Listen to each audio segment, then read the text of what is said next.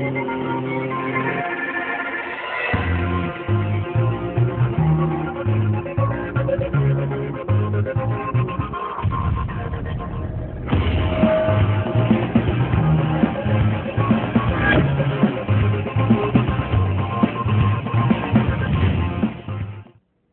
মানুষ, তোমার এই স্বল্প জীবনে কতটুকু জমির প্রয়োজন? মৃত্যুর পরে তো মাত্র ৩.৫ হাত জমি। তারপরেও আমরা মানুষ কেন কেন জমি নিয়ে করি এত বিরোধ? কেন জমি নিয়ে মানুষের হক, মানুষের অধিকার এবং মানুষের মঙ্গলকে করি কলুষিত?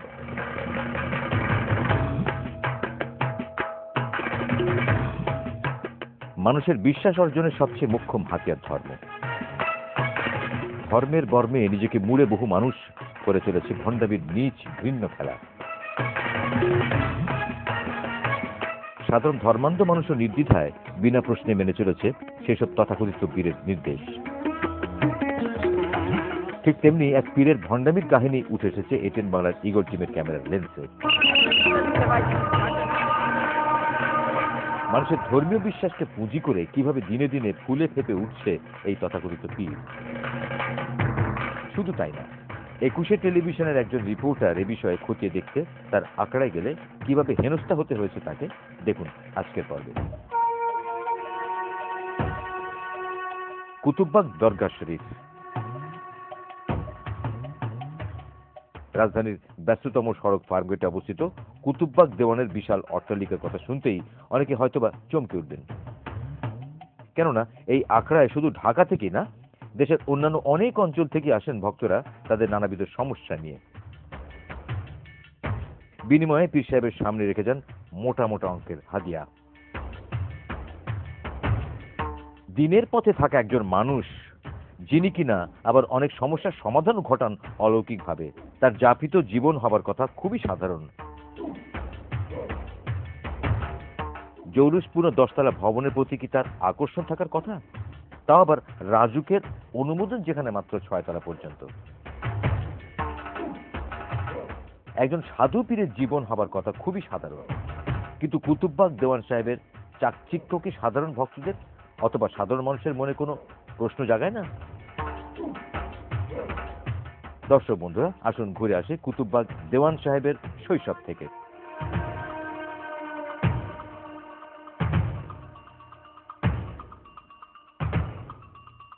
বড় হন নারায়ণগঞ্জ জেলার ধানদালিয়া থানার কলাগাছি গ্রামে। মাদ্রাসা বা অন্য কোনো প্রাতিষ্ঠানিক শিক্ষা নেই তার।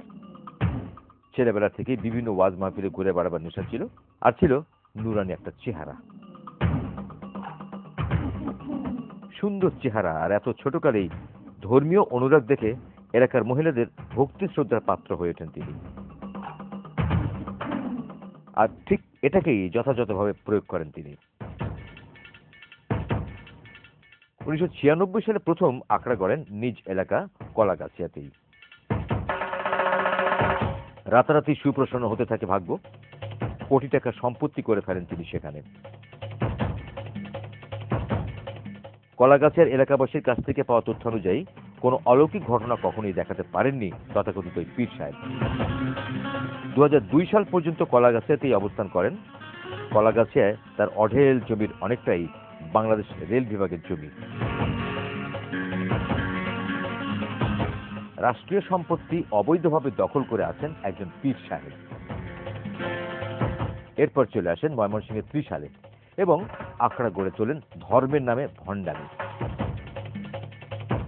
প্রায় 2007 সাল পর্যন্ত থাকেন সেখানে। পরে ত্রিশাল থেকে সরাসরি রাজধানীর ফার্মগেট এলাকায় আখড়া গড়েন তিনি। বছরের পর বছর চালিয়ে যাচ্ছেন ধর্মের নামে জালিয়াতি। ধর্ম বলছে মিতব্যয়ী হতে, অথচ ধর্মের মিথ্যা আবরণে মোড়া এই মানুষটির ক্ষেত্রে দেখা মিলছে না মিতব্যয়িতার ছিটে ফোটাও।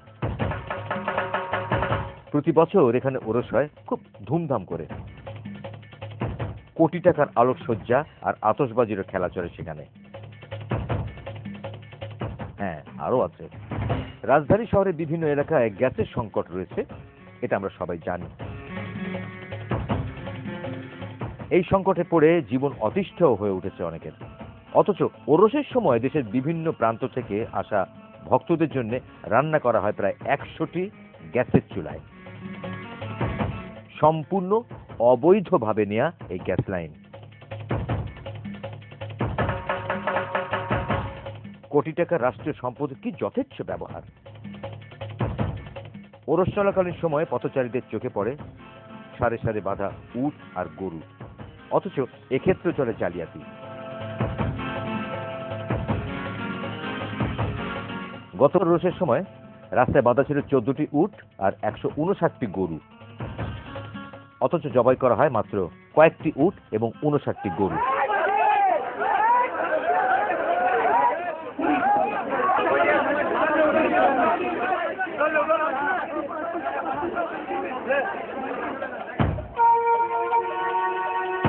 কেন এই লোক দেখানো চাকচিক্য? ফার্মগেটে আখড়ার ঠিক উল্টো দিকে অবস্থিত পার্কটি উন্মুক্ত করা জনগণের স্বার্থে, অথচ কুতুববাগ পীর সাহেব পার্কটি ব্যবহারের জন্য মাত্র 3 দিনের অনুমতি নিলেও ছাড়ছেন না 1 মাসের মাথাতেও। প্রশ্ন এসেই যায়, কিসের ভিত্তিতে তার এই অনুমতি পাওয়া? প্রশাসনের নাকের ডগায় চলছে এইসব অরাজকতা, অথচ সবাই চুপচাপ।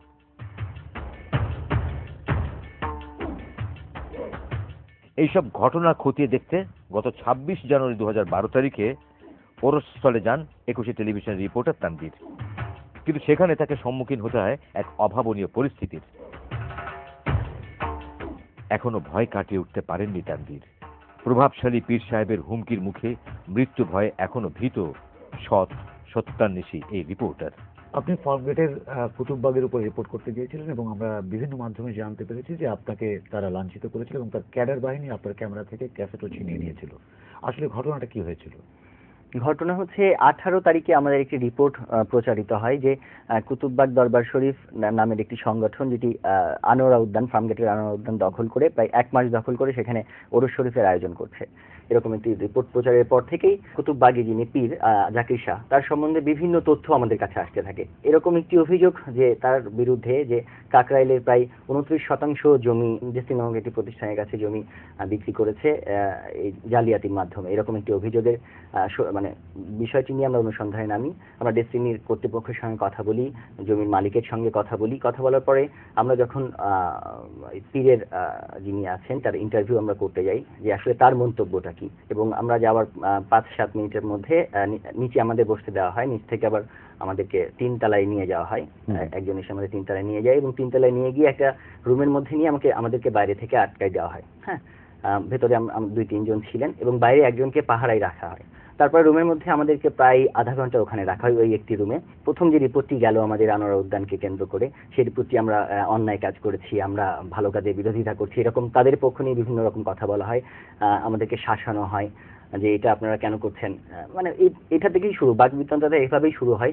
তারপরে একটি পর্যায়ে যখন আমাদের ওই তার সঙ্গে আমার যে বাকবিতণ্ডার ছবি মানে আমার ক্যামেরাম্যান রোল নেওয়া শুরু করে, ছবিটা নেওয়া শুরু করে, তখন তারা বুঝে ফেলে, কোনোভাবে একজন বুঝে ফেলে এবং আমাদের ক্যামেরাটা কেড়ে নেয়।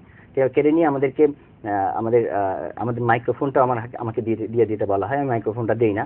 পরে বলছে ঠিক আছে আমরা আপনার সঙ্গে কথা বলবো, এটা করে বলে সে হচ্ছে তারা আমার ক্যামেরাম্যানকে রুম থেকে বের করে দেয়, রুম থেকে জোর করে বের করে নিয়ে যায় এবং আমার বোনটা আমাকে ওই ক্যামেরাম্যানের কাছে জমা দিতে বাধ্য করে, অর্থাৎ আমার মোবাইলগুলো সুইচ অফ করতে বাধ্য করা হয়। আমি ওখানে মানে কোনো রকম যোগাযোগ বিচ্ছিন্ন অবস্থায় ওই রুমের মধ্যে থাকে প্রায় আরো 20-25 মিনিট আমাকে জিম্মি করে রাখা হয়। হ্যাঁ, জিম্মি করে রাখা হয়।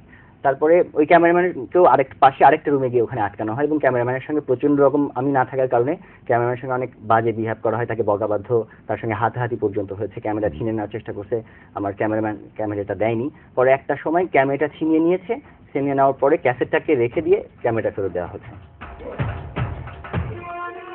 ধর্মের কি অসাধারণ ব্যবহার! সৈয়দ শরীফুল হক চিশতি তারই একজন ভক্ত, মানিকগঞ্জ জামে মসজিদের ইমাম তিনি, বাড়ি কাকরাইলে। মাঝে মাঝে আসেন পীর সাহেবের কাছে নানা সমস্যা নিয়ে, কিন্তু এটাই কাল হয়ে দাঁড়ালো তার জীবনে। ইমাম শরীফুল তার কাকরাইলস্থ জমি বিক্রি করতে পারছিলেন না বিভিন্ন কারণে। আর এ ব্যাপারে পীর সাহেবের কাছে আসেন সাহায্যের উদ্দেশ্যে। কিন্তু সাহায্য তো তিনি পেলেনই না, উপরন্তু পীর সাহেবের চক্রান্তের শিকার হয়ে হারালেন পৈতৃক সম্পত্তি। জাকির শাহ বলছে আর কি যে আপনাকে এটা এই জায়গা 20 কোটি টাকা আপনাকে দেওয়া হবে, আপনি আমার এখানে থাকেন, ওই তাড়াতাড়ি একটা পার্টি হয়ে যাবে, আপনাকে আমরা পরে ছেড়ে দেবো। এভাবে করতে করতে করতে আমাকে আর বাড়ি ঘর বন্ধ করে প্রায় 10 মাস আটকে রেখে পরে এখানে কি বিক্রি করলো না পাওয়ার নেই, সই কথা কইলো, একটা সই নিয়ে আমাকে উপরে 6 তলায় উঠিয়ে দিয়ে দিল। তারপরে সন্ধ্যার একটু আগ দিয়ে একটা গাড়ি তুলে চলে যান দেশে যান। ভণ্ডপীর উক্ত জমি তার খাদেমের নামে পাওয়ার অফ অ্যাটর্নি করিয়ে নিয়ে বিক্রি করে দেয় ডেস্টিনি গ্রুপের কাছে 16.5 কোটি টাকায়। এ বিষয়ে আমরা মুখোমুখি হয়েছিলাম ডেস্টিনি গ্রুপের পরিচালকের। পরিষ্কার, খুব পরিষ্কার দাঁড়িয়েলা, একেবারে কষ্ট সাথে এরা হুজুর হুজুর হুজুর পীর পীর। জাকির শাহ নকশবন্দিকে টাকা দেওয়ার পরে ওইটা বায়না দলিল ক্যান্সেল হওয়ার পরে মালিক থাকলো কেনা চিশতি সাহেব, শরীফুল হক চিশতি। এবার আমরা শরীফুল হক চিশতির কাছ থেকে ওই বৈঠকে আমরা রেজিস্ট্রি করে নিই। কত টাকা দিয়ে? 16.50 লক্ষ। কুতুববাগ দরবার শরীফের ভিতরে ঢুকেই আমরা চমকে যাই, এ কোথায় এলাম? হ্যাঁ, কুতুববাগ দরবার শরীফের পীর সাহেবকে নিয়ে যখন সমালোচনার ঝড় বইছে সব জায়গায়, বিশ্বাস আর অবিশ্বাসের দ্বন্দ্বে যখন সাধারণ মানুষ ভুগছে, তখন আমরা কুতুববাগ দরবার শরীফের পীর সাহেবের মুখোমুখি হলে তার জবাব ছিল এমনটাই। 21শে টেলিভিশনের সাংবাদিক তানভীর এসেছিল এবং আপনার এই দরবার শরীফে আপনার সাথে দেখা করতে এসে তার ক্যামেরা থেকে ক্যাসেট খুলে রেখে দেওয়া হয়েছে এবং তার ক্যামেরাম্যানকে লাঞ্ছিত করা হয়েছে। না, লাঞ্ছিত করছে এই কথা আমি শুনি না, তবে ক্যাসেট রাখছে এরা বলে, এটা আমি শুনছি। বলা হচ্ছে যে আপনার প্রচুর শক্তিধর এবং প্রভাবশালী মানুষের সাথে পরিচয় আছে, যার সুবাদে আপনি অনেক রকমের অবৈধ সুযোগ নিচ্ছেন। আপনি জামাত ইসলাম বলেন, বিএনপি বলেন, আওয়ামী লীগ বলেন, জাতীয় পার্টি বলেন, আরো অনেক পার্টি আছে, সকল পার্টির প্রধানরা, সকল পার্টির নেতাকর্মী আমাদের মুরিদা। তো আমি তাদেরকে যে প্রভাব খাটিয়ে এরকম কোনো কথা, এরকম কিছু দেখাতে পারবেন না। যেমন সামনের পার্কের কথা বলা হচ্ছে, ওরস শরীফে আপনি 3 দিনের পারমিশন নিয়ে প্রায় 1 মাস ব্যবহার করেছেন। এখানে তো আমাদের পারমিশন দিচ্ছে, যেহেতু এটা সাজসজ্জা করাইতে হবে, মানুষ বসবে, প্যান্ডেল করতে হবে, গেট করতে হবে, 15-20 দিন আগে 1 মাস আগে সময় লাগবে না। আপনি যে বাড়িটাতে আছেন, এই বাড়িটা রাজুক থেকে অনুমোদিত 6 তলা ভবন পর্যন্ত, কিন্তু আপনি নির্মাণ করেছেন 10 তলা পর্যন্ত। পুরোপুরি এই বিষয়টা আমি ক্লিয়ার না, কেন এটা একজনে করতে আমার মুরিদ, তার কাছে সব কাগজপাতি আছে। আপনার এক মুরিদ, সে আপনার কাছে এসেছিল এবং জমি কাকরাইলে তার বিক্রি করে দেওয়ার জন্য আপনি তাকে 6 মাস এখানে রেখে পাওয়ার অফ অ্যাটর্নি নিয়ে ডেস্টিনি গ্রুপের কাছে বিক্রি করে দিয়েছেন 16 কোটি টাকা কিংবা তার চেয়ে কিছু বেশি। না, এটা তো মিথ্যা কথা। তার পাওয়ার দিছিল, তো সেই লোক বলছে যে আমি বাবা দরবারকে দিলাম, আমি পারতেছি না, এটা আমার উদ্ধার করতে পারতেছি না, অনেকে এটা দখল করে রাখছে। তা আমি বলছি বাবা এই কিন্তু আমার কাজ না। উনি বলছে বাবা একটুই করলে উপকার হয় আমার। তো আমি ওই বাবুকে পাওয়ার দিছি, পরে আবার তার পাওয়ারটাকে ফেরত দিছি, সেই নিজে থেকে বিক্রি করছে। না, উনি বলছেন যে প্রথম পাওয়ার বাবুকে দেওয়ার পরে আপনি তার বাড়িতে 20,000 টাকা পাঠিয়ে দিয়েছেন এবং ওনাকে এখানে থাকতে বলেছেন। পরবর্তীতে ওনাকে 3 লক্ষ টাকা দিয়ে আপনি ডেস্টিনি গ্রুপের সামনে ওনাকে ডেকে বলেছেন যে বাবা ওই আগে যে পাওয়ার দিয়েছিলেন ওটা হবে না, এবার আপনি আপনারা ওনাকে আনেন, ওনাকে যে লোক বলছে শরীফুল হক চিশতি, তাকে আনেন, আনলেই সত্য কথাটা বাবা বাইর হবে। আমি আপনাকে সেটা প্রুফ করে দেবো। আপনি বলছেন যে এই জমির ব্যাপারটা যে ভদ্রলোক বলেছেন সেটা মিথ্যা। আমরা এই ভদ্রলোককে একটু ফোন করি, আপনি শোনেন উনি কি বলে। শরীফুল হক চিশতি, আমি না একে ফোন করেন না। কিন্তু ডেস্টিনি গ্রুপ তো বলছে টাকা আপনাকে দিয়েছেন। আমাকেই দিয়েছে, ডেস্টিনি তো জানে, তারাও ছিল সামনে আমার, তারাও তো জানে, যার যার টাকা ভাগ করে দিছি, যে এটা নিরাপত্তার জন্য আমার হাতে দিয়েছিলেন। কথা তো সত্য বাবা। আপনার নারায়ণগঞ্জে যেখানে আপনার গ্রামের বাড়ি, সেখানে আপনার প্রচুর সম্পত্তি রয়েছে এবং সেখানে রেলেরও কিছু সম্পত্তি আপনি দখল করেছেন। দখলের তো কোনো কথা নেই, এখানে লিজে আছি আমরা। বলা হচ্ছে যে আপনি ওরস শরীফের সময় যে উট এবং গরুগুলো এখানে আসে সেগুলো শোডাউন করার জন্য আনা হয়, কারণ এবছর শোডাউন সবই যে খাওয়াই দিতে হবে, এই কৈফিয়ত আমার কোনো মানুষকে দিতে হবে কিনা বলে। বলা হয় যে আপনার এখানে যারা মুরিদ হতে আসেন তাদের জন্য কিছু নিয়ম আপনি বেঁধে দেন। না, এটা যেমন খালি হাতে আপনার কাছে আসা যাবে না। না, এই কথা কি কোনো জায়গায় আছে কিনা, লেখা আছে কিনা বাবা? এটি লেখা আছে মুরিদের আদব। হ্যাঁ, ও বইতে লেখা থাকতে পারে, খলিফাতে জি, যে পীরের কাছে আসলে খালি হাতে আসা কি জানি একটা যাবে না, যাবে না, কি আছে আদবের জন্য কিছু কথা বলার। আমি আপনাকে দেখাই। আদাবুল মুরিদ। বলা হচ্ছে মুরিদকে অবশ্যই পীরের উপর পরিপূর্ণ আস্থাশীল হতে হবে, পীরের নির্দেশ যথাযথ পালন করতে হবে, বেশ, পীরের কোনো কাজে সন্দেহ করিবে না। বেশ। তো আপনিও তো ভুল করতে পারেন। তাহলে তো সে মুরিদ থাকবে না। যে যাকে পীর মানে, গুরু মানে, তার প্রতি সন্দেহ থাকলে সে তো মুরিদ থাকতে পারে না। কিন্তু তাহলে আপনি তো তাকে ডমিনেট করবেন। না না, আমি যে ভুল করতে পারি এই বিষয়টা সে আগেই যাই না, ছিল তার মুরিদ হইতে হবে। আচ্ছা, দ্বিতীয়, মুরিদ হওয়ার আগেই তার জানতে হবে, বুঝতে হবে। প্রয়োজন ছাড়া পীরের সম্মুখে হাঁটবে না এবং তার ছায়া পারাবে না। কেন? এখানে আদবের জন্য। এটার কারণটা কি? এটা হলো মাকতুবাত শরীফের, মুজাদ্দিদ আল ফিসানি মাকতুবাত শরীফের থেকে এটা। আচ্ছা, পীরের কাছ থেকে বিদায় নেওয়ার সময় সম্মুখ দিক দিয়ে বিদায় নেবে, মানে পিছন দিয়ে যাওয়া যাবে না। ওটা একটা আদবের জন্য বলা। এটা কোনো কিন্তু আমরা যতদূর জানি মানুষ সামনের দিকে হাঁটে, শয়তান পেছনে হাঁটে। তাহার অজুর গোসলের জায়গায় অজু গোসল করিবে না, এটা আদব। যেটাকে বৈষম্য হয়ে গেল না। মানে ইসলাম কিন্তু বলেছে মানুষের মধ্যে কোনো বিভেদ নেই। না, পীর মুরিদের ব্যাপার এখানে রসুল বলছে, রসুলের সঙ্গে সাহাবার এইভাবে আদব করতে। আচ্ছা, কিছুদিনের জন্য হলেও জান মাল দিয়ে পীরের খেদমত করিবে। এটা মুরিদের জন্য। কেন? এটা আদবের জন্য, শিখার জন্য। জান মাল দিয়ে দেবো? হ্যাঁ, বাইয়াতের কথা আছে তো, বাইয়াতের তো বিক্রি হওয়া। না না না, এখানেই শেষ নয়। দরবারের ভেতরেই তিনি বিশেষ অতিথিশালা বানিয়েছেন, যার নাম দিয়েছেন বেহেশতের নামে, জান্নাতুল মাওয়া। এটা তো দায়রায় জান্নাতুল মাওয়া। জান্নাতুল মাওয়া। এই পাশটা কি? এই যে এটা বাবা তো অনেককে এখানে নসিহত বাণী পেশ করার পরে একটু রেস্ট নেওয়ার জন্য এখানে বসে, এবং অনেককে নসিহত বাণী পেশ করে এখান থেকে সাক্ষাৎ করে বাবার সাথে। যেমন আপনি আসলেন, আপনার সাথে কথা আছে, বাবার ব্যক্তিগত আলাপ তো থাকতে পারে। বাবা বসে এখানে মানে ব্যক্তিগত আবার সবাইকে আবার সরাসরি সাক্ষাৎ দেয় ইবাদতের জন্য, এবং এখানে বাবা রিয়াজত মোরাকাবা মুশাহিদা করে। পার্থিব জগতে সকল মোহমায়া ত্যাগ করেই যুগে যুগে মহামানবগণ বিলাসহীন জীবনযাপন করেছিলেন। অথচ এই কুতুববাগ দরবার শরীফের পীর সাহেব যে গাড়িতে চলেন তার মূল্য কম করে হলেও কোটি টাকার ঊর্ধ্বে।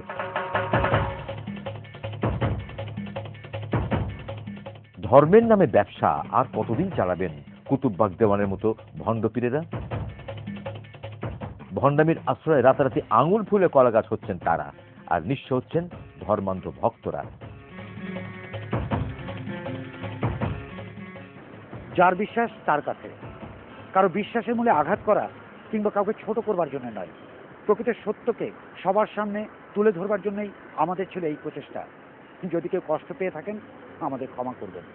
আমরা করজোরে ক্ষমা চেয়ে নিচ্ছি। আমাদের কাছে সহস্র আবেদন আসে, অভিযোগ আসে। আপনাদের নির্যাতনের করুণ কাহিনী আমাদেরকে পড়তে হয়, জানতে হয়। কিন্তু আমাদের সময় স্বল্পতা এবং ছোট্ট দিনগুলোর জন্য আমরা আপনাদের সকলের মনোবাসনা পূরণ করতে ব্যর্থ হচ্ছি। তারপরও আমরা যে প্রচেষ্টা চালাচ্ছি তাতে কিছু না কিছু মানুষ তাদের মানবাধিকার যেভাবে রক্ষণ প্রক্রিয়ায় সামিল হতে পারছে তা আসলে আমাদেরকে উৎসাহিত করছে। আপনাদের চারপাশে যে কোনো তথ্য কিংবা ভিডিও চিত্র আমাদের পাঠাতে পারেন। আমাদের পাঠানোর ঠিকানা পরিচালক বিবেকের কাছে প্রশ্ন, এটিএন বাংলা, 98 কাজী নজরুল ইসলাম অ্যাভিনিউ, ওয়াসা ভবন, 2য় তলা, কারওয়ান বাজার, ঢাকা 1215। আমাদেরকে ফোন করতে পারেন 01917016-897।